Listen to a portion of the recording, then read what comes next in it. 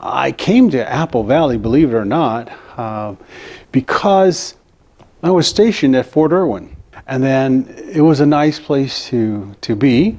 We've actually been in Apple Valley for a long time. My wife has been in Apple Valley for a long time. And so we made that choice that she would stay home and I would go. And I was deployed in the last 5 years of my career. I wasn't home. I was deployed overseas in Iraq, and then I had to come back and was in the hospital for a couple of years due to injuries that sustained while I was there. Lieutenant Colonel, or just Colonel Michael Yates, retired, believe it or not. I happen to be, at this point in time, the legislative representative for the 8th District for the American Legion. So we spend time lobbying Congress in regards to legislation and bills that are passed so that we can get support for both military, veterans, and their families. We're getting to the point, this is like 2008, then 2009. Now, we had the hottest times, had already been in and out of Iraq, and then in 2008, it kind of warmed up again. I was stationed at Balad, Joint Base Balad, which was normally called Mortarville, okay? And so most people didn't want to go there. I did a lot of work resolving issues, but one night I was out walking the fence line on base.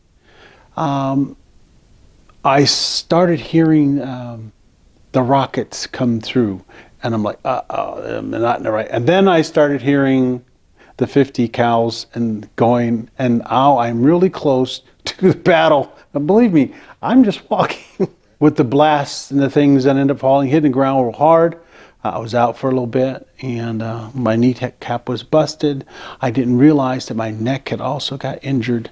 I found out later, to the significance that I would have died. Actually, I had to spend a couple of years, at the hospital to go through that. They had to rebuild my knees, rebuild my foot. I had to learn to walk again. So, turn my neck. All those good things. And so I've done pretty well. Some people say I'm like a walking miracle. Yeah. But the blessing is I recovered and that I'm here. There was a gentleman, his name was Ken B. Rhodes. He was an American Legion guy, and he was here in Apple Valley. He heard about me. I joined a Legion, Post 256 here in Apple Valley.